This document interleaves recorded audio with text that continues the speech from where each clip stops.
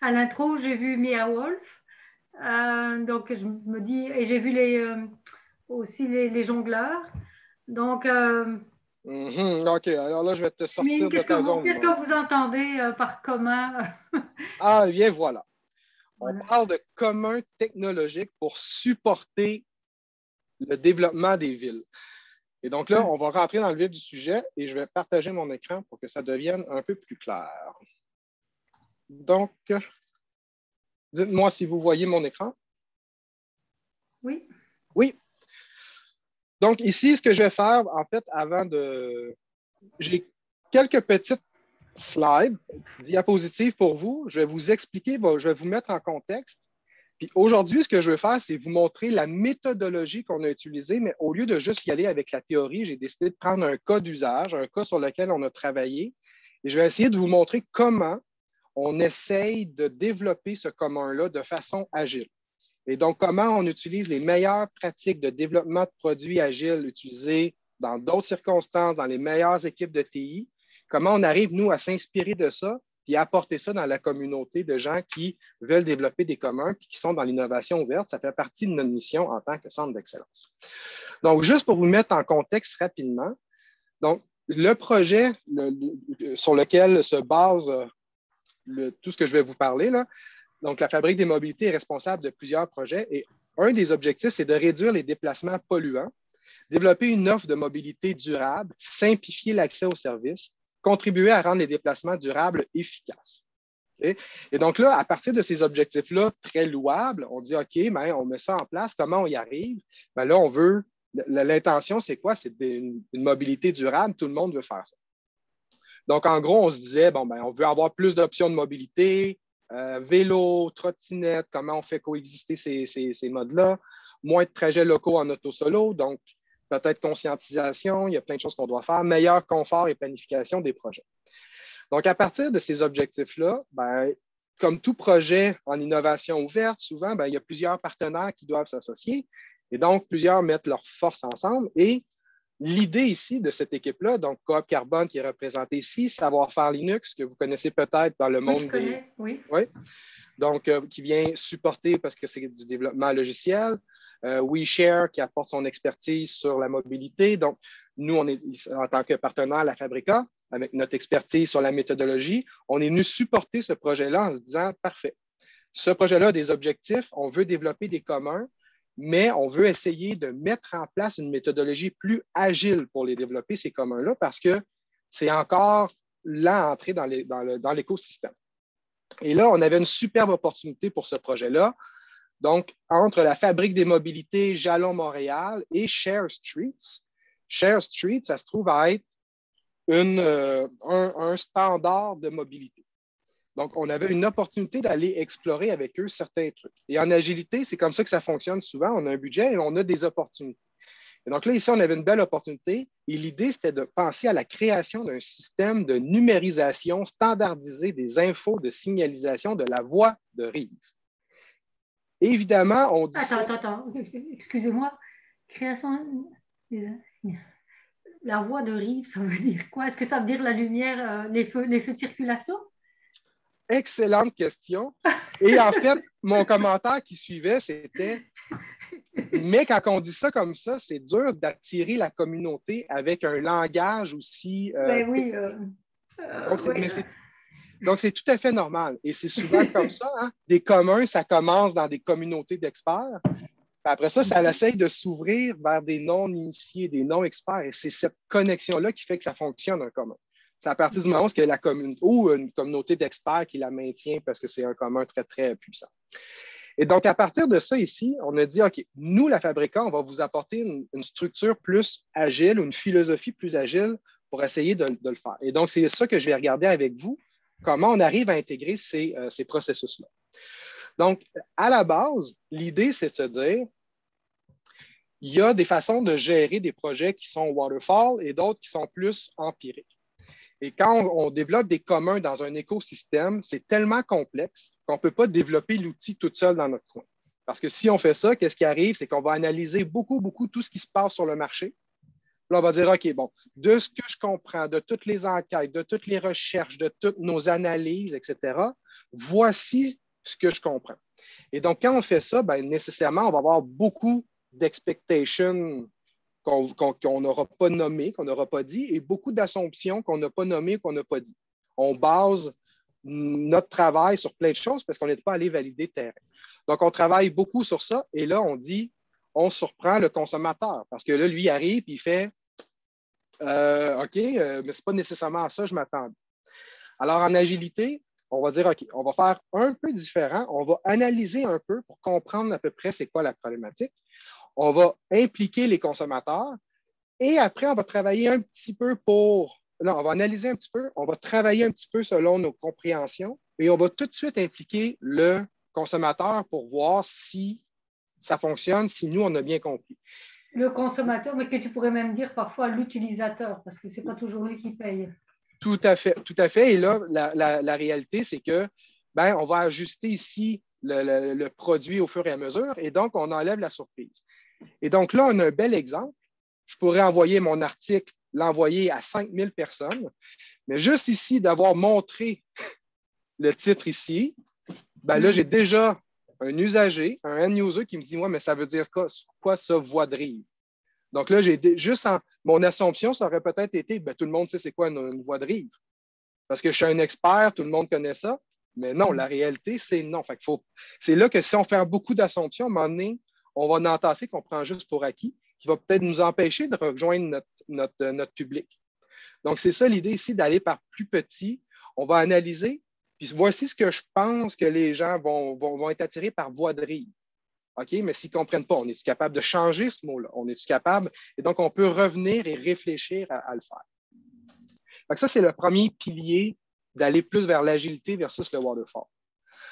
Ensuite, quand on bâtit un produit, peu importe ce qu'on est en train de bâtir, il y a une philosophie qu'on appelle la philosophie lean, c'est-à-dire qu'on essaye de minimiser l'énergie qu'on prend pour bâtir un produit et on dérisque au fur et à mesure versus prendre un gros risque. Donc, c'est très, très aligné avec ce que je viens de vous présenter. Donc, on fait des plus petites boucles. Mais la distinction ici, c'est qu'on va se dire, je ne penserai pas en termes de features dès le départ. Je ne me pose pas la question, c'est quoi les features que je dois bâtir pour que ma solution soit bonne? Parce que là, si je pense juste features, j'essaye de régler des problèmes que je n'ai peut-être pas validés qui valaient la peine d'être réglés. Donc là, il y a un gros risque. Fait que là, ils disent, ça, c'est dangereux de faire ça. Fait qu'ils disent, essayez d'aller plus vite livrer de la valeur. Et donc là, on peut dire, c'est quoi le minimum que tu dois faire pour au moins livrer de la valeur à ton user? C'est quoi le minimum que tu peux faire? Ça peut être correct de penser comme ça, sauf que les chances que la personne reste avec votre solution est assez faible. Vous donnez tellement peu de valeur que, OK, vous voyez du potentiel, mais vous devez sortir vite de ça. Où est-ce qu'on commence à s'améliorer? C'est quand on se dit, c'est quoi la version de mon produit que je dois bâtir qui va capturer le maximum de valeur? Ça veut dire, je minimise le nombre de features que je fais, mais ça maximise la valeur pour mon user. Donc, si je pense à un commun, ce n'est pas toutes les features que je vais mettre sur mon commun. C'est quoi le minimum de features? C'est quoi le commun minimum qui va avoir tellement de valeur, assez de bénéfices pour que une assez grande partie de ma population voit une valeur qui commence à être utilisée. Et pourquoi on veut arriver là? Parce que plus il y a de valeur, plus il y a d'utilisateurs. Plus il y a d'utilisateurs, plus j'ai de données qui m'informent sur comment les gens veulent que la solution évolue. Donc, c'est le rapport ici que j'essaie de voir. Et on peut pousser encore plus loin si on parle de ce qu'on appelle le Real MVP, donc le Minimum Viable Product. Donc là, ici, on se pose la question, on ne pense même pas features à ce moment-là, on dit comment je peux aller valider ma proposition de valeur. Comment, sans bâtir la solution, je peux faire que mon utilisateur perçoit les bénéfices d'une solution qui pourrait exister et qu'il en tire de la valeur. Et là, je donne un exemple comme ça. Vous avez éventuellement, ce que vous voudriez avoir, c'est un calculeur. J'ai Raouf ici, je vais prendre un calculeur CO2. On veut avoir un calculeur CO2. Ben là, la personne pourrait dire, bon, ben, évidemment, elle va cliquer, c'est quoi mon calcul, puis tu aurais un chiffre qui sort. La première fois, ça pourrait être, c'est quoi? Et là, il y a quelqu'un qui reçoit des chiffres à analyser sur un fichier Excel, va modifier, va renvoyer. Donc, je n'ai pas bâti l'application qui le fait elle seule, c'est une personne qui l'a fait à la main. mais la personne va voir le bénéfice quand même et va avoir la valeur parce qu'elle a la donnée sur son CO2. Et donc là, c'est là qu'on va voir si je te donne cette valeur-là, puis ça, tu dis oui, mais je m'en fous du CO2 ou je ne fais pas confiance à cette donnée-là, ou etc., etc. Ben là, on se dit, OK, ben, je vais changer ma proposition de valeur. Ça ne vaut pas la peine, il n'y a pas assez de personnes intéressées ou qui voient la valeur où moi je la vois. Ou est-ce que nous, en tant qu'organisation, on la voit? Ou Oui, c'est nous, en tant logique. que Oui, mais mouvement. c'est Oui, logique et tu n'investis que quand tu as validé auprès du marché ton idée. exactement. Donc, tu le fais le plus rapidement possible. Mais tu le fais Évidemment, après avoir vérifié que la valeur, les gens voulaient l'avoir. Donc, tu fais pas d'investissement avant d'avoir vérifié l'intérêt du client. exactement. Et ça paraît simple comme ça, mais c'est Non. difficile de penser comme ça parce que les projets souvent ne sont pas financés comme ça. Donc, il faut convaincre des gens. Mais je fais juste penser à votre Fab Lab, par exemple. T'sais, dans un monde idéal, Lean, ça serait d'envoyer un sondage à la population puis dire OK, on va faire un Fab Lab. On a besoin de recruter 20 personnes qui vont être dans notre première cohorte. Et là, est-ce qu'il y a des gens qui s'inscrivent? S'il n'y a personne qui s'inscrit, ben c'est-tu parce qu'ils ne savent pas c'est quoi un Fab Lab? C'est-tu parce qu'ils ne savent pas à quoi ça sert? Et donc, il y a plein de questions à régler avant de bâtir le Fab Lab dans un endroit que tu dis, finalement, avoir su, si on avait été plus proche de son quartier industriel, de cette place-là, il y aurait eu plus de mouvement ou dans le quartier. Donc, vous voyez un peu comment ça nous permet de challenger tout de suite en début de projet. Et c'est Et de super faire une important. étude de marché, avant de foncer, quoi. Exactement. Ça, c'est, mettons, une étude de marché très, très rapide, très agressive, parce qu'on va directement dans le marché puis on bouscule le marché. On fait du mouvement, puis on regarde comment le système réagit. Donc, ici, le but, c'est vraiment d'essayer, en tant qu'équipe, de dire, OK, là, on est en train de trouver quelque chose où les gens viennent vers nous. On n'a plus besoin de courir après les gens. Il y a quelque chose qui se passe, ça veut dire qu'on commence on livre la valeur et on le sait. Et à partir du moment où on a identifié ça, ben là, on peut travailler de plus en plus puis continuer à faire avancer le com. Je vais vous montrer comment ça fonctionne. Le dernier truc théorique que je vais vous montrer, c'est un canevas qu'on a bâti qui est en innovation ouverte. Donc, c'est un commun que vous pouvez modifier, et est en Creative Commons. Et ce canevas-là, on l'a créé pour aider les entrepreneurs qui sont ambitieux, les organisations qui sont super ambitieuses à dire oui, vous avez le droit de rêver, mais qu'est-ce que vous pouvez faire si vous aviez à rapetisser vos initiatives et prendre de plus petits pas? Et donc, ce qu'on a fait, c'est qu'on a fait un canevas pour permettre aux gens de toutes sortir les idées puis d'essayer d'avoir une vue d'ensemble sur ce qui est en train de se passer. Donc, en gros, plusieurs concepts qu'on va voir ensemble avec un cas réel, mais la barre du centre, c'est l'évolution de votre produit. Et nous, on part tout de suite à la fin avec ce qu'on appelle le mariage, le produit idéal, la perfection, votre ambition, où est-ce que vous voulez aller. Et là, on dit oui, ça, c'est le produit parfait qui serait prêt à être scalé et qui va être utilisé par tout le monde. Et là, on vous dit, OK, mais mettons que tu avais à rapetisser ça. Tu ne peux pas le scaler, mais ça serait quoi cette étape-là? Et on fait de ce qu'on appelle de l'ingénierie inversée. Les gens sont tellement habitués de pelleter par en avant pour faire grossir les projets qu'il faut maintenant vraiment les amener et dire oui, je sais que tu vois la valeur, toi, mais ce n'est pas toi que j'ai à convaincre. C'est ton marché que tu as à aller chercher, même pas à convaincre, à aller chercher. Qu'est-ce que tu peux faire de plus petit? Plus c'est petit, plus tu vas pouvoir être agile parce que tu vas pouvoir essayer plusieurs choses pour te réorienter. Donc, c'est un compte à rebours un peu. C'est un compte à rebours que je fais. Puis, tu sais, comme je dis, dans les cas commerciaux, ben, Spotify, il y a la version premium payante à l'année. Mais il y a la version payante 3 mois. Il y a la version gratuite. Puis, il y a l'application gratuite. Puis, en début, il y a la radio gratuite. Donc, ils ont un dégradé qui amène les gens à. Puis là, ils voient les gens, plus que les gens investissent du temps, plus ils voient de la valeur, plus ils savent qu'ils vont pouvoir progresser. Mais c'est la même chose avec un commun. Je ne veux pas développer un commun que personne ne va utiliser. Donc, je veux voir, y a-t-il de l'attraction? Donc, les stratégies sont un peu similaires. Donc, ça, c'est ce qu'on appelle, nous, l'ingénierie inversée. En haut, c'est, avant même de penser sur comment vous allez développer votre produit, c'est juste d'avoir en tête rapidement, basé sur plusieurs différents outils de gestion de projet, là, mais c'est quoi l'offre de valeur? Qu'est-ce que vous vendez? Qu'est-ce que les gens achètent? de votre produit. Ah, mon commun va permettre de mieux d'accélérer le développement de telle chose. Parfait. Une offre de valeur, tu le dis. C'est important de le comprendre parce que si on n'est pas capable de faire progresser notre produit, c'est peut-être là le problème. C'est peut-être l'offre de valeur. La cible, qui je vise? Ah non, on va le faire, puis éventuellement, les gens vont venir le télécharger. Non. Pense On tout de définit suite. ses segments de clientèle, oui. C'est ça. On définit rapidement qui on veut aller. Ensuite, la problématique. Parce que souvent, on pense solution, mais peu importe, dans l'écosystème, il va y avoir des solutions alternatives, il va y avoir de la compétition. La problématique reste la même souvent. C'est les solutions changent et les façons de régler les problématiques changent. Avant, en 1900, des gens qui voulaient se divertir allaient au théâtre. Ben, aujourd'hui, on est devant Netflix. C'est le même problème de divertissement, mais on le règle de deux façons différentes. Donc, dans votre cas, vous, c'est le déplacement. Il faut que je me déplace. Exactement. Ben, en fait, là, c'est ça. On va voir CurbLR, ça touche les voies de rive. Et qu'est-ce que c'est qu'une fameuse voie de rive? Raouf, tu veux nous expliquer qu'est-ce qu'une voie de rive? Oui, avec plaisir. Alors, la voie de rive, c'est l'espace entre la chaussée et le trottoir qui est souvent utilisé pour des fins de stationnement.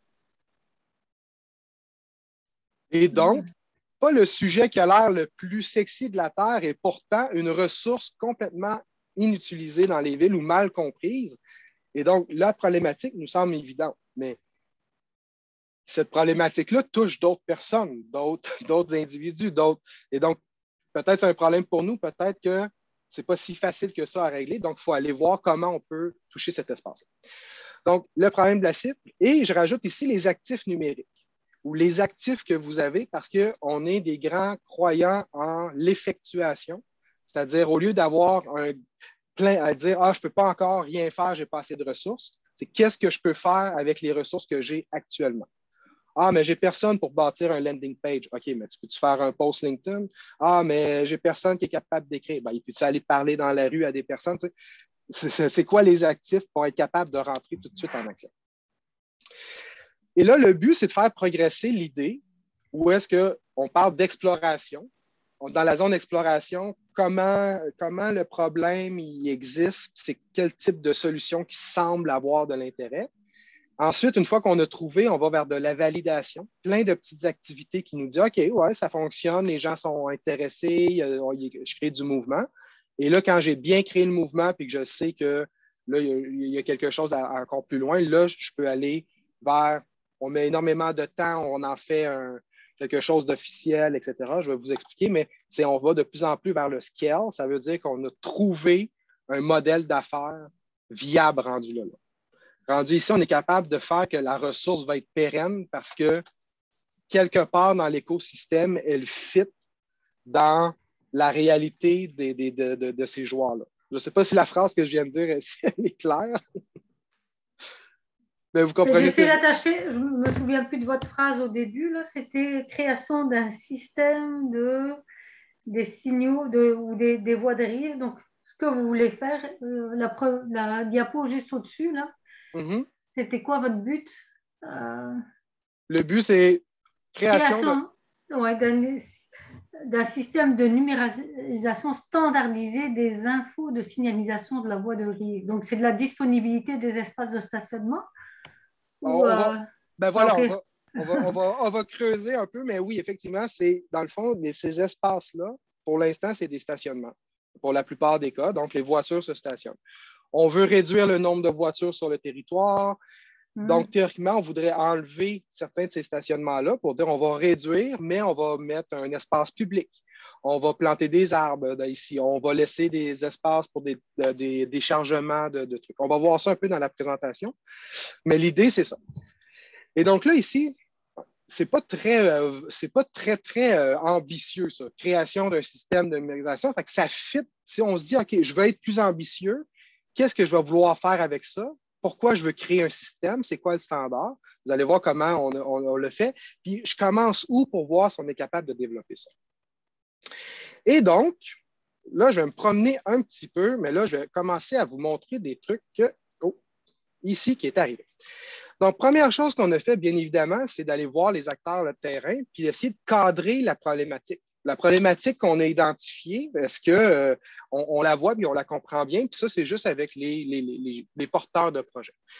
Et là, voici ce qui en sort. Espace public, c'est perçu comme un espace privé stationnement. Fait que là, on sait qu'on va avoir des défis d'acceptation sociale, ou du moins, c'est des hypothèses qu'on a. On voit ça comme un droit acquis. Disponibilité des données dans un format standard, donc facile à réutiliser. Donc, lui, il dit c'est pour régler la problématique, on a besoin d'un standard.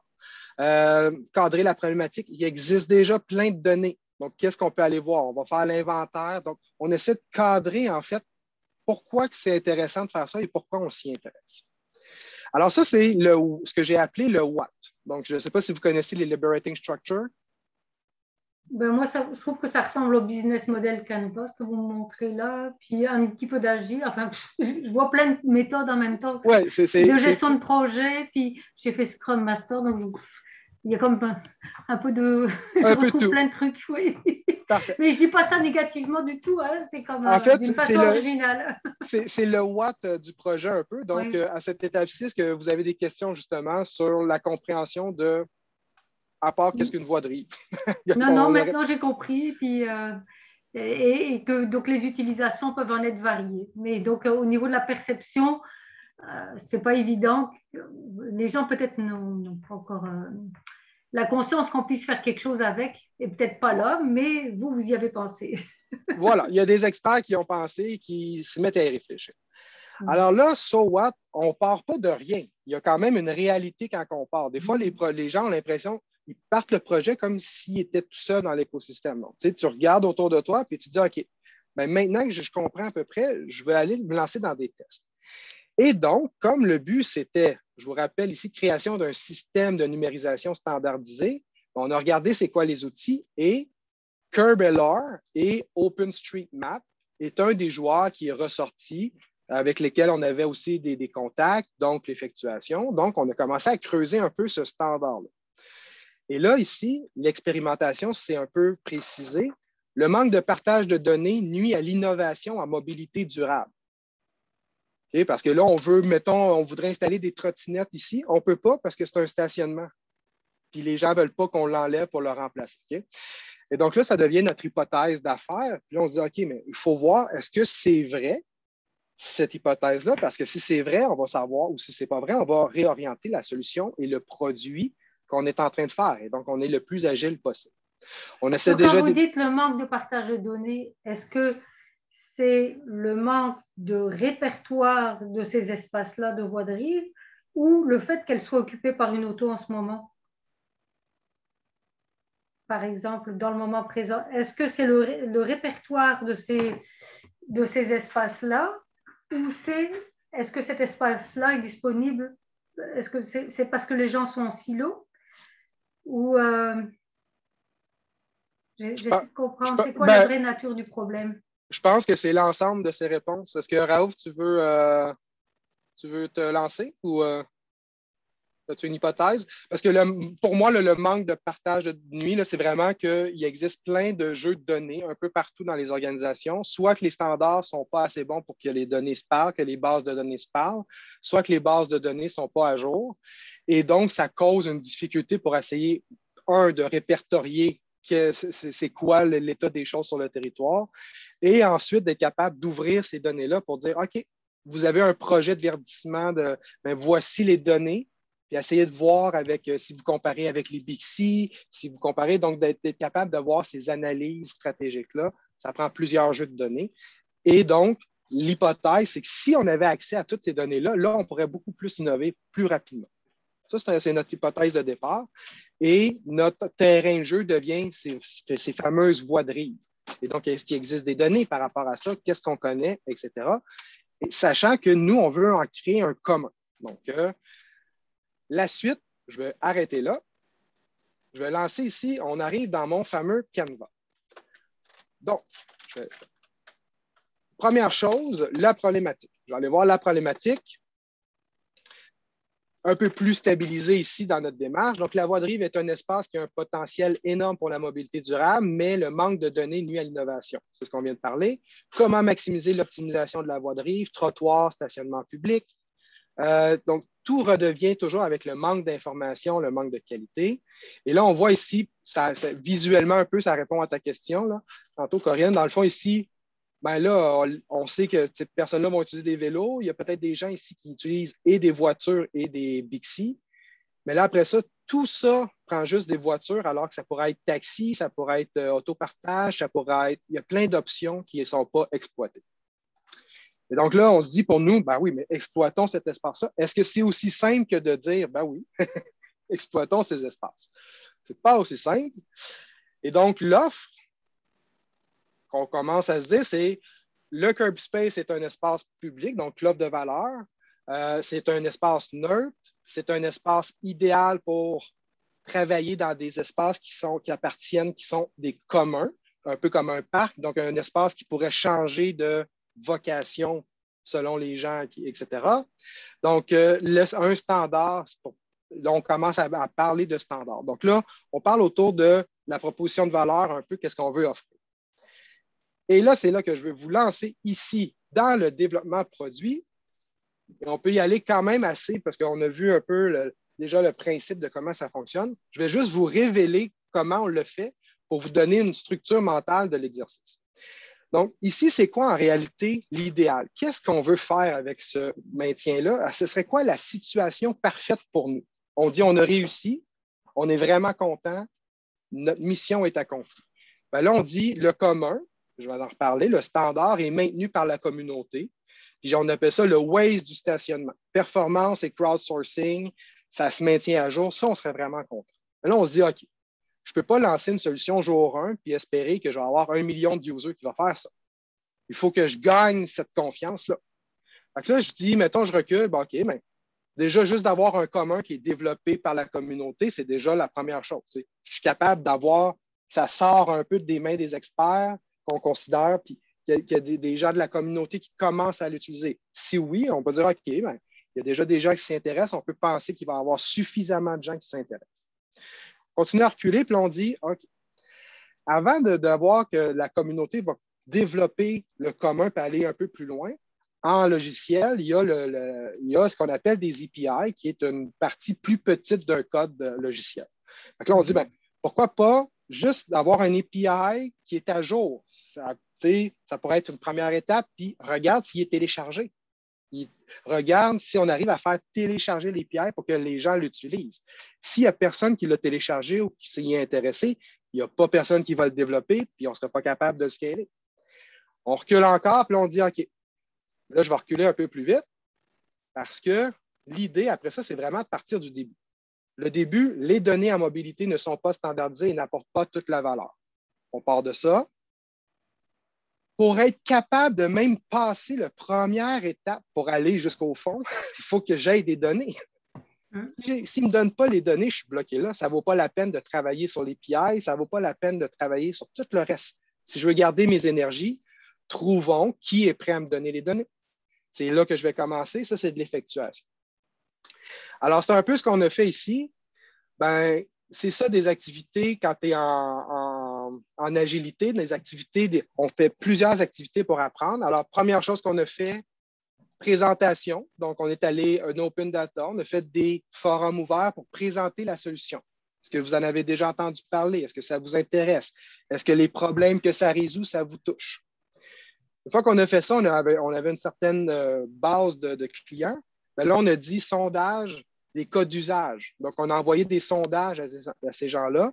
Et le sondage sur les données et leur récupération. Alors, vous voyez ici, hein, on avait peut-être, je ne me souviens pas, une quarantaine de personnes à l'événement. Seulement 14 ont répondu au sondage. Seulement 4 ont décidé de partager leurs données ou nous dire qu'ils étaient prêts. Donc, on réduit beaucoup notre espace de recherche. On dit, OK, qui est prêt, qui veut aider? Puis, c'est-tu avec eux qu'on veut travailler? Ça va-tu vraiment nous aider avec notre problématique? Et donc, vous voyez ici que je suis vraiment dans cette zone d'exploration à essayer de comprendre comment on va passer de il n'y a pas de standard à les gens vont nous donner, puis ils vont être intéressés par un certain standard ici dans la problématique des stationnements. Donc là, ici, si on va un peu plus loin, ici, qu'est-ce que j'ai? Bien là, on a des cas d'usage, on a des données de la Ville de Montréal. Ça existe déjà. Donc, ce sont les panneaux de signalisation. Il y a déjà une base de données. Donc, on est allé explorer. Est-ce qu'elle est maintenue? Qui l'utilise? On aurait pu la développer à part sur notre projet, dire non, non, non, on fait les trucs de notre côté. Qu'est-ce qui existe déjà sur le territoire? Et donc là, on peut même mobiliser les gens qui sont dans ces initiatives-là. Ensuite, on s'est permis d'aller voir des alternatives aussi, donc, puis dans d'autres villes, comment que ça fonctionne dans d'autres villes. Donc, nos programmeurs, savoir faire Linux, un gros défi, c'était juste, est-ce qu'on est capable de répliquer puis de faire dire les mêmes chiffres? Donc, on a exploré, on est allé voir c'est quoi les autres solutions. On est toujours dans l'exploration.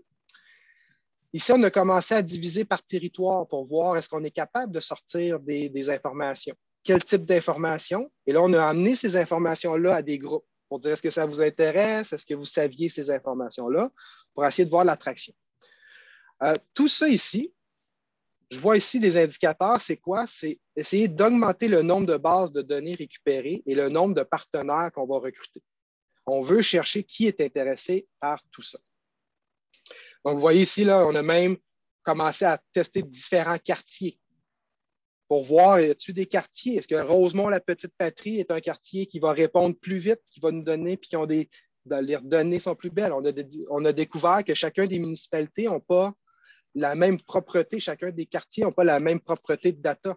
Mais ça, on l'a découvert en allant parler avec ces gens-là et en leur faisant ouvrir la voûte de leurs données. Donc, des fois, c'est pour ça que les gens ne veulent pas nous donner aussi leurs données. Ils ne veulent pas qu'on mette le nez dedans et qu'on aille voir. Okay? Mais l'idée, c'est que s'ils ne nous les donnent pas, on est bloqué. Et là, ici, au final, sondage sur les données de stationnement, on savait qu'on était pour activer les gens là, ici si les gens étaient prêts à nous donner leurs données pour le stationnement. Donc, tout ça, dans zone d'exploration, on a sorti de cette zone-là et on pouvait venir vérifier ici la base de données Signalec on a donné un commun, qui est intéressé, qui va la télécharger, quand est-ce qu'est la dernière fois qu'elle a été mise à jour. Donc, je peux voir l'intérêt de la communauté à ce niveau-là, juste en regardant les datas. Donc, si ce n'est pas mis à jour puis c'est essentiel cette base de données-là, il faut que je mette mes énergies là, même si mon rêve, c'est d'aller beaucoup plus loin parce qu'il est là le bloquant. Et en agilité, ben, on va où il y a un bloquant avant d'aller plus loin. Donc là, ici, cas d'usage, voie de rive, on y arrive, c'est le Hero Product. Comment cette standardisation-là peut, avec CurbLR, faire quelque chose de bien à Montréal. Donc là, c'est là qu'on a finalement développé avec Jalon Montréal la fameuse carte CurbLR. Et là, c'est devenu un commun où les gens peuvent l'utiliser, peuvent aller sur le site de la fabrique. Et le but, c'était aller voir, aller vous amuser dedans, essayer d'en voir une valeur. Donc, on essayait d'attirer les gens vers cette compréhension de cet outil-là. Pourquoi? Parce qu'on est en validation que cette solution-là, que ce standard-là, il y a des gens qui nous ont donné des données, qui sont prêts à les mettre là-dedans, mais est-ce qu'on est capable de les laisser, puis ils vont nous rappeler, puis c'est eux qui vont dire « Hey, s'entendent nous avec mes data » ou on a l'impression qu'ils espèrent qu'on les oublie puis qu'on va arrêter de les déranger. C'est quand on développe ce genre de truc-là, les gens vont être gentils autour de nous, mais nous, on doit aller valider avec des évidences terrain.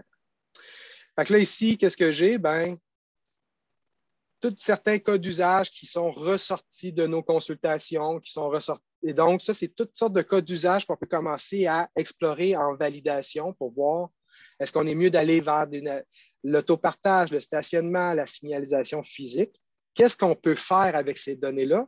Et donc là, on essaie d'attirer la communauté par. Il n'y a pas juste la signalisation qu'on peut faire, il y a d'autres choses qu'on peut faire. Parce que si on arrive avec un standard, au début, on attire avec le stationnement, mais éventuellement, on veut que ce standard-là soit plus grand. Donc là, cas d'usage, gestion dynamique du stationnement aussi. Donc là, on commence à publier sur les réseaux sociaux de plus en plus de cas d'usage différents pour voir qu'est-ce que les gens aiment et qu'est-ce qu'ils imaginent faire avec ce standard-là. Donc là, vous voyez la progression. Ça ne me donne rien d'aller faire beaucoup d'énergie là si j'ai personne qui me donne ces données. Ils veulent, dans le fond, ils ne sont pas prêts à mettre le standard et devenir un testeur pour moi. Ensuite, la dernière chose ici qu'on avait fait, ben là, j'ai question et analyse potentielle en mode. Ben là, on découvre tranquillement tous les autres modes de transport et on commence à répertorier toutes les questions qui peuvent mettre en péril un peu le projet. On est en agilité, puis si on avait à sélectionner des partenaires, est-ce qu'on va avec Bixi? Est-ce qu'on va avec le registre des taxis? Est-ce qu'on va avec tous ces partenaires-là? Donc, on commence à regarder, et est où nos meilleures opportunités dans notre démarche, dans ce qu'on découvre. Le but de tout ça, je viens un peu plus bas, c'est d'avoir des artefacts, quelque chose de réel, découvrir l'usage, voir où est-ce que les gens voient la valeur. Là, nous, on avait la chance, dans la pyramide, je disais, on ne bâtit pas des features en premier, mais là, ça, c'était une application qui venait de la France. Donc, on a pu l'adapter vraiment rapidement pour aller voir qu'est-ce que les gens aimaient de cette application-là. Tout de suite, on a découvert que les données à Québec et à Montréal, parce qu'on a commencé à aller voir avec Québec, ce n'était pas tout à fait pareil, il y avait des adaptations à faire. Donc, on veut le savoir tôt dans le processus avant d'ouvrir ça, puis qu'il y ait plein de villes qui s'intéressent. Donc, et là, c'est comme ça qu'on commence de plus en plus à identifier des use cases qui sont issus de la réalité des besoins de terrain. Gros apprentissage de tout ça. Ben là, ici, qu'est-ce qu'on pourrait améliorer sur notre solution? Notre produit est en constante évolution. Puis on est en train de voir quel type de choses a de la valeur, puis on commence à mettre des valeurs. Bon, c'est très difficile à faire, un map optimizer, c'est une valeur médium. Donc, on essaie de voir, pendant qu'on fait notre produit, si on a à s'ajuster, on va dans quelle direction. Donc, ça permet ça quand on prend son temps, puis qu'on va méthodiquement d'aller creuser puis de découvrir ces opportunités-là. Puis, qu'est-ce qu'on va aller voir ici? Bien, le nombre de cas d'usage identifiés par la communauté.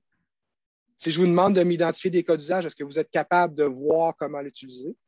Le nombre de personnes visualisant les maps. Donc, y a-t-il des gens qui sont allés voir les maps, qui ont joué avec les maps? Sinon, c'est bien beau de dire, ah oui, c'est une belle initiative, mais si personne joue après, ça ne vaut peut-être pas la peine. Ils sont peut-être sur une autre solution ou ils n'ont pas le temps, mais il faut que je le découvre. Je suis en développement de produits agiles. Je ne veux pas travailler sur un produit qui ne livre pas de valeur. Donc, je me concentre et je dis, OK. Ou ils ne savent pas que ça existe. Ou ils ne savent pas que ça existe. Donc là, on revient avec nos stratégies du début. Si on a bien compris la problématique et on répond à un vrai problème, bien, les gens dans la communauté vont se mettre à en parler.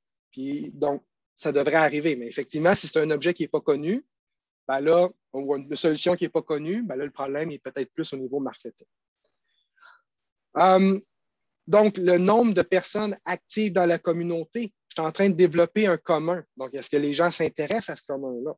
Et donc là, par exemple, dans GitHub, vous pouvez voir ici, bien, le code, il est où, qui l'a mis à jour. Donc, c'est une licence ouverte. Donc, ça permet d'avoir des résultats et c'est ça être agile. De ne pas juste dire, ah oui, on a déposé du code.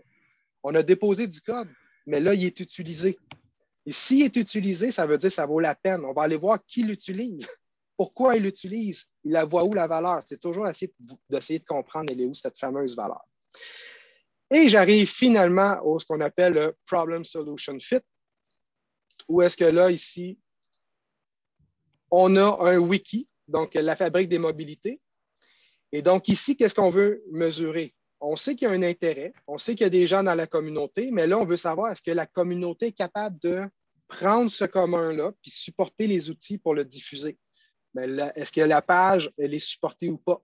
Donc là, ce n'est pas à nous à la maintenir sans arrêt puis mettre tous nos efforts. Est-ce qu'on rendu à cette étape-là, on veut savoir si la communauté va le faire pour nous. Et si elle ne le fait pas là, il faut peut-être revenir en arrière pour voir qu'est-ce qui ne marche pas. Même chose ici, donc vers une coopérative de données territoriales. Donc là, ici, c'est des initiatives qui demandent beaucoup plus d'engagement. Ça veut dire que ton commun a de la valeur pour des communautés de plus en plus grandes. Et donc, là, tu sais que tu t'en vas vers un commun qui va être maintenu. Et donc, de plus en plus, les gens vont faire confiance en ce commun-là et vont l'intégrer, eux, dans leur modèle d'affaires. Parce que s'il y a un standard qui est super intéressant, mais c'est le standard de Google, je vais dire, ah oui, je sais que ça va fonctionner, je peux bâtir mon modèle d'affaires là-dessus. Si c'est un autre jeu de données super petit, puis je dis, peut-être que dans un an, quand la subvention ne sera plus là, ça ne sera plus maintenu, je ne vais peut-être pas prendre le risque et donc la solution s'auto-sabote de cette façon-là. Je veux juste terminer ici. Je sais que c'était quand même une session intense. Mais ici, c'est les différents artefacts. Quand je vous disais les actifs numériques. Les actifs numériques, c'est qu'est-ce qu'on avait à notre portée pour aller faire de l'expérimentation d'affaires. Parce que des fois, les gens nous disent, oui, mais on n'a pas d'usagers, on n'a personne. Mais nous, dans notre cas, on ne partait pas de rien, là. On partait de, il y a une communauté sur un chat. Donc, est-ce qu'on est capable d'interpeller cette communauté-là, d'interagir avec cette communauté-là? Donc, c'est une façon d'aller chercher des évidences. Quand on publie une nouvelle, est-ce que les gens cliquent pour aller voir la map ou pas? Donc, ça, c'est un artefact qu'on a pour essayer d'aller voir puis pour jouer avec la communauté. Il existe toutes sortes de petites perles comme Passerelle, qui est une plateforme de mobilité, apprendre, collaborer, créer, transformer. Donc, si on part de cette initiative-là sur Passerelle, est-ce que la communauté va réagir? Est-ce que des gens vont dire, ah, je ne savais pas que ça existait? Parce que dans le fond, Corinne, si tu l'as mentionné tantôt, souvent les gens, ils ne connaissent pas. Donc, on va dans les communautés, on en parle, puis on essaie de voir comment ça réagit. Donc, avec tous nos apprentissages, on va devenir de plus en plus influents dans toutes ces communautés-là. Donc, Données Québec, tous les types de bases de données qui existaient déjà. Et là, ici, je vous l'ai dit, ça, je l'ai remis, l'artefact qui est le code, qui est un commun. Et ici, ben, des communs qui sont créés en cours de route, comme par exemple toutes les applications qui existent pour traquer la mobilité. Ben, ça, on peut le redonner à la communauté aussi. Dire, nous, on travaille sur ce standard-là, mais voici ce qui existe. Si vous voulez explorer, parce que peut-être que quelqu'un va tomber sur une solution, il va la développer plus, puis ça va prendre, c'est un autre standard qui va gagner. Donc, on garde cette liberté-là. Le but étant d'utiliser ici toutes les données existantes pour être sûr d'avoir une bonne cartographie de ce qui se passe, puis être sûr que le commun qu'on est en train de développer va être utilisé, puis il va avoir un impact réel dans la communauté. Donc, c'est comme ça que c'est jamais terminé de faire un produit parce qu'on est toujours en apprentissage de la communauté. Il y a des gens qui codent, qui s'en vont, il y a des nouveaux codes qui arrivent.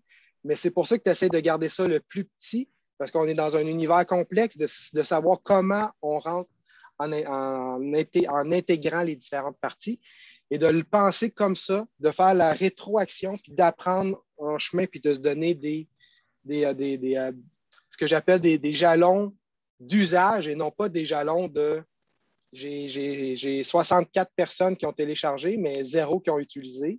Ben, je préfère 10 personnes télécharger, 9 personnes utilisées. Donc, c'est un peu l'impact et qu'est-ce que ça vous permet d'apprendre. Et là, ben, soyons transparents. Ben, là, on a les cartes de wiki ici. Ben, on a les pages vues, les views uniques, le nombre de temps qui ont passé. Donc là, ça nous indique, est-ce que ce commun-là, ça vaut la peine de le maintenir? Est-ce que c'est la meilleure façon de communiquer avec mon audience? Est-ce qu'on est satisfait de 290 vues? Est-ce que c'est suffisant pour la communauté? Pour certains, 290, c'est petit. Pour d'autres, c'est gros, tout dépendant de la problématique dans laquelle tu es. Donc, le but, ça nous permet, ce genre de canevas-là ici, de descendre vers le bas et de vraiment aller chercher les chiffres qui confirment qu'on progresse bien et qu'on a bien compris notre marché. La suite, si vous êtes intéressé, donc, vous pouvez laisser votre courriel dans le chat, puis Johanna va prendre votre courriel, puis peut-être vous mettre sur les newsletters pour les prochaines initiatives touchant CurbLR.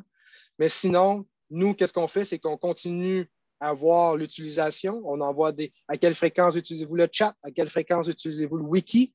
On est toujours à essayer de comprendre la communauté, elle est où? Comment je peux maximiser ma communication parce que je ne peux pas développer un commun si je n'ai pas le go, si je n'ai pas la communauté qui sont derrière moi pour le supporter, ça ne se fait juste pas. Je vous laisse ici un petit... le board est inspiré d'un autre board qu'on a fait, d'un jeu qu'on a bâti, un jeu sérieux qui s'appelle The Dating Game, pour un petit cadre de référence pour vous. Là. Donc, en amitié, notoriété, que votre prospect s'intéresse à vous. Là. Dans le fond, vous êtes en phase d'amitié en début de projet. Après ça, vous fréquentez votre communauté, puis vous essayez de fiancer votre communauté. Dans l'exemple qu'on a donné. Donc, ça peut vous donner un beau référent mental. Et ce que vous avez joué, en fait, c'est inspiré beaucoup d'un modèle marketing.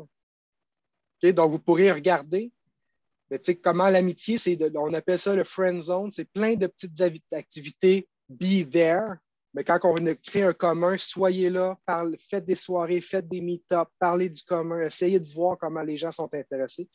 Et là, vous allez réussir à trouver une communauté qui va être suffisamment active, qui va vouloir éventuellement partir avec le truc, puis la maintenir et le travail va être terminé. Finalement, la dernière ressource que je vous laisse, parce que vous allez avoir accès au board, c'est le développement du jeu, parce que le Canva que vous avez utilisé, on l'a développé en agile.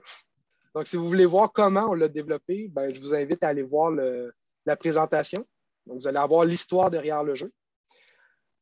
La planche pour mieux comprendre comment le Canva fonctionne avec le cas Spotify ici, un cas très, très ancré en business pour voir comment eux, ils le font, puis essayer de voir si ça fait du sens avec vos initiatives. Quelques petits documents pour mieux comprendre le stationnement, qui est un enjeu réel à Montréal. Et la question, puis là, si on avait été 100 personnes dans l'audience, j'aurais demandé aux gens de voter à main levée. Là, Corinne, tu vas pouvoir, je vais te poser la question directement. Le plus gros obstacle parmi ce qu'on vient de voir qui empêche l'optimisation de l'espace de voie de rive, tu penses que c'est quoi?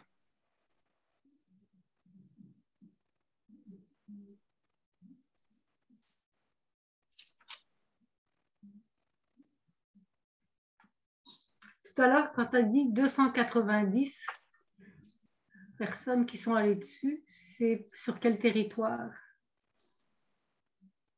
Québec. La ville de Québec? La province de Québec. C'est pas le territoire de la ville de Montréal? Non, pas juste le territoire de la ville de Montréal. Ben, je pense. J'hésite entre deux choses, j'en vois deux. Soit que les données sont difficilement... parce que les données sont difficilement standardisables peut-être, ou qu'elles sont en silo, puis qu'ils ne sont pas prêts à ouvrir les silos. Ça pourrait être une raison. Puis l'adoption par les clients, par votre clientèle ciblée, c'est pas beaucoup. Mais ça dépend depuis combien de temps vous l'avez lancé. Ça me semble peu, mais c'est peut-être tout frais. Est-ce que les gens comprennent bien qu'est-ce que ça leur donne? Je ne sais pas. Ben, en fait, la réponse était ouverte, mais toute réponse qui touchait la gestion de changement, en fait, c'est pas mal ça. C'est le changement d'habitude, c'est les gens qui ne sont pas habitués, c'est la politique de dire est-ce que j'ai le droit, c'est les silos qu'on défait. Et donc, ce qui peut mettre en échec un projet comme ça, c'est pas le produit en tant que tel, c'est pas le commun qu'on développe. Non, c'est la mentalité. C'est la mentalité. Alors, voilà. Par exemple, est-ce que Bixi, il y a une règle qui fait que les Bixi ont 5 places à Montréal, puis that's it, that's all. Puis vous envisagez que Bixi pourrait être n'importe où, et puis qu'ils n'ont pas prévu ça. Idem pour les trottinettes. Est-ce qu'il y a des règlements, des usages, des façons de penser? Est-ce que Communauto, ça se trouve à un seul emplacement? Par exemple, ici en banlieue, dans la ville de Québec, on a envisagé à un moment donné de ne pas avoir une auto supplémentaire, mais quand tu n'es pas au centre-ville, il faut marcher 5 km en hiver, ce n'est pas faisable. Donc, il y a des obstacles comme ça qui peuvent se présenter. Donc, ou alors, tu parlais tantôt de mettre des espaces verts. Donc, il faudrait les mettre sur roulette. Est-ce que ça se bouge? Est-ce que tu pourrais avoir, je ne sais pas moi, face à un bistrot, qu'il peut avoir quelque chose de mobile en fonction de la saison, en fonction de ce qui se passe du jour, en fonction... Je ne sais pas, il y a plein de possibilités. En fait c'est excellent tout ce que tu nommes parce que c'est exactement ça le point. Il y a un standard qui fonctionne, on est proche de la faisabilité. On pourrait pousser beaucoup plus loin le standard que ça, mais là, il faut voir comment, il faut augmenter ça, ces chiffres-là de 290. Puis c'est qui ces 290?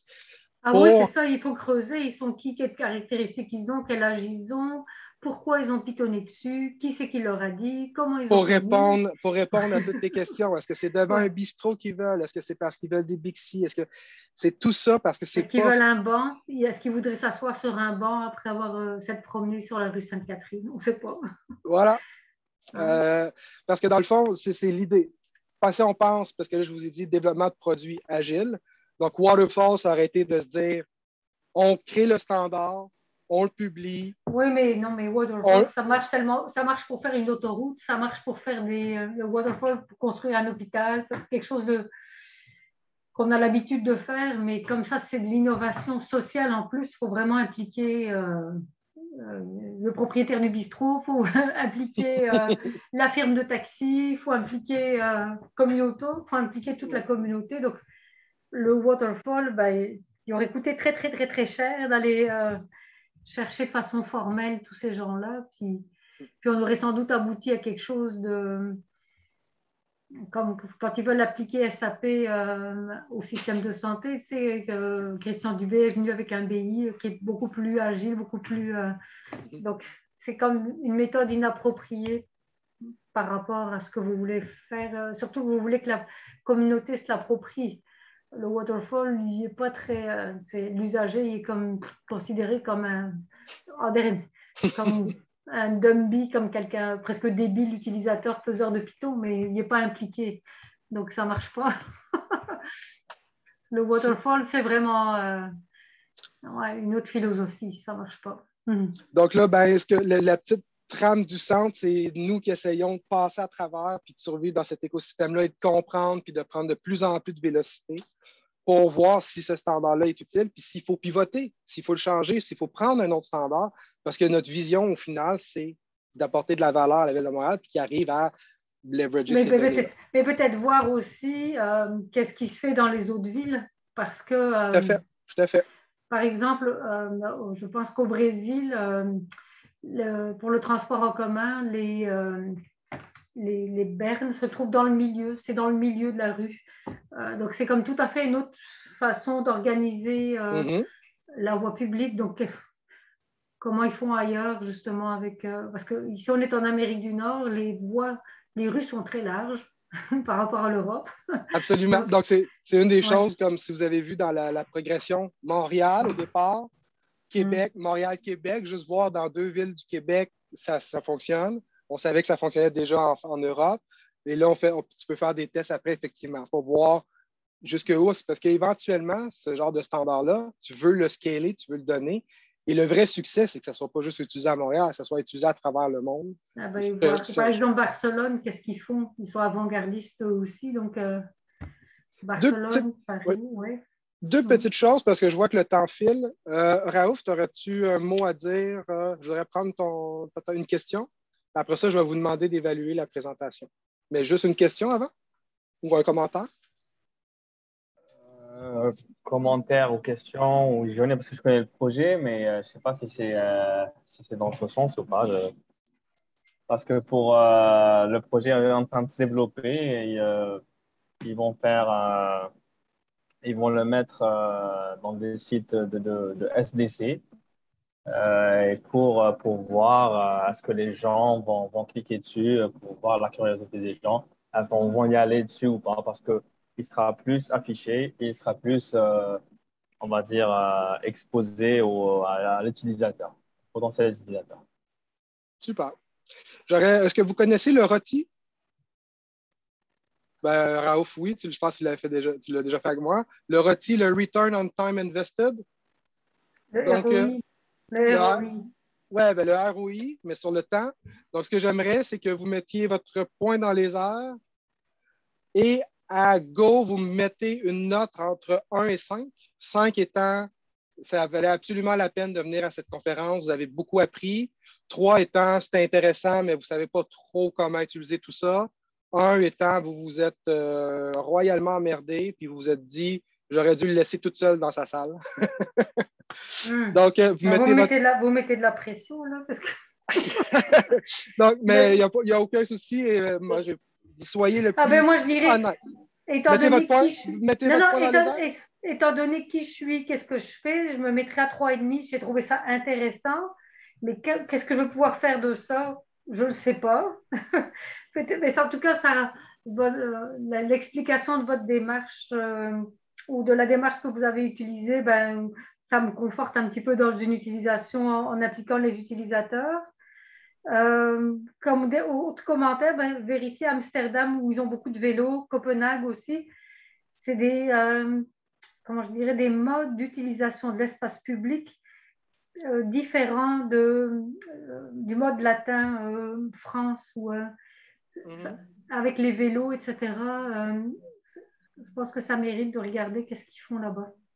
Super. Merci beaucoup. Puis, Mais, Raouf, mais donc, le sujet de l'utilisation de l'espace en commun, j'ai déjà travaillé pour le réseau du transport de la capitale ici. J'ai déjà donné de la formation sur le service à la clientèle. Donc, ça m'intéresse un peu, mais je n'ai pas de, comment je veux dire, c'est pas mon créneau, c'est pas le créneau du Fab Lab 4D non plus, mais c'était très intéressant, très bien expliqué. Puis je suis certaine qu'il y a du monde qui aurait eu intérêt à vous écouter, donc de Barcelone, etc., qui aurait pu vous donner, vous alimenter. Donc j'espère que vous l'avez enregistré. C'est enregistré, je crois, par. Et que vous allez réclamer qu'on vous écoute. Ben, regarde, on va prendre en note, on va te taguer sur notre post. Puis tu diras oui, c'est vrai, écoutez-le. Ouais, c'est bon, je vais taguer ça. Super. Super. Ben, merci beaucoup d'avoir été là, hein, parce que puis merci René. Oui. Oui, puis je pense qu'il faut vraiment merci. comprendre. C'est très intéressant. Merci à vous. Oui. Super. Puis je pense vraiment qu'on doit repenser le vivre ensemble avec les changements climatiques, ce qui est arrivé avec la COVID, le confinement.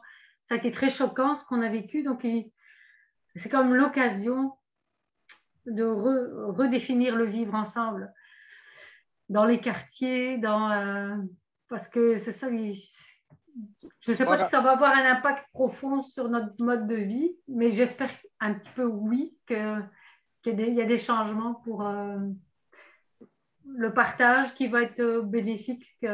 Ça a ouvert des petites des consciences dans notre responsabilité commune. D'ailleurs, un des autres projets qu'on travaille avec Raouf, c'est justement des citoyens qui acceptent de se laisser tracer pour essayer d'avoir des statistiques sur leur moyen de déplacement.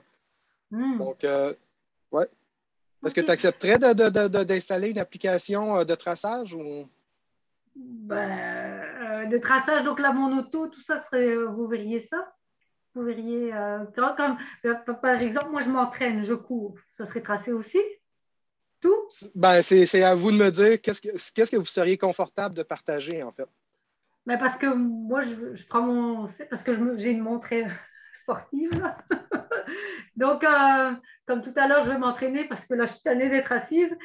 Et donc, je vais faire mon 7 km au moins, là, tu sais. Donc, est-ce que vous tracez ça aussi? Mais ça, c'est à pied, là. Donc, est-ce que vous tracez tous les mouvements? Imaginons que c'est une application mobile que vous avez sur vous, juste pour imaginer, qui trace puis qui est capable de vous dire vous avez couru, vous avez utilisé votre auto, vous avez marché. J'ai déjà ça. J'ai déjà ça. Puis j'ai déjà parce que j'ai QuickBooks pour ma comptabilité. Donc, mes kilomètres que je fais avec l'auto, je trace. Puis après ça, je peux déduire est-ce que j'ai utilisé privé, business. Donc, comment je dirais, je me traque déjà. Et intéressant. Ça me permet de voir, avec la COVID, par exemple, avant la COVID, je faisais 60% de mes déplacements pour mon entreprise. Avec la COVID, je ne me suis plus déplacée pour mon entreprise, j'ai tout fait à distance. Et donc, j'ai pu déduire juste 10% de mes frais de déplacement, mais là, c'était mini 2020. Donc, je trace déjà mes déplacements. Je suis déjà consciente de combien de kilomètres j'ai fait, combien de kilomètres je recharge à mes clients ou pas. Donc, je suis déjà vigilante là-dessus. C'est extraordinaire. Puis je pense que Raouf est content que j'ai posé cette question-là. Ouais. Tout à fait, oui. Et est-ce que vous serez intéressé aussi de savoir connaître votre empreinte carbone due à vos déplacements? Combien de carbone ça fait? Pourquoi pas? Alors, envoyez-moi l'info dans le chat, puis je vais aller voir. As-tu un calculateur, Raouf, que vous avez? C'est via l'application de Tracmob. Trace quoi? Tracmob. Est-ce que vous pouvez écrire le nom dans le chat? Oui, je m'en occupe. Parce que ce que je pourrais faire, à un moment donné, j'avais déjà participé à un congrès, puis là, suite au congrès, on s'était engagé à planter autant d'arbres. Puis, c'est ça, là, je me dis, oui, pourquoi pas faire une action compensatoire, c'est sûr. je jardine, etc. Donc, je ne sais pas ce que ça va, où c'est que ça va me mener, mais déjà de le savoir. Ouais, Bon. c'est très agréable de vous parler. Super. Alors, je fais un copier-coller, puis je vais aller voir ça. Super. Alors, profitez avant que l'orage s'énerve. Il y a OK. des risques d'orage violents, là. Oh, pluie ou pas pluie, on va dehors quand même. Au revoir. Bye bye. Voilà, voilà. Stop share. Et là, stop recording.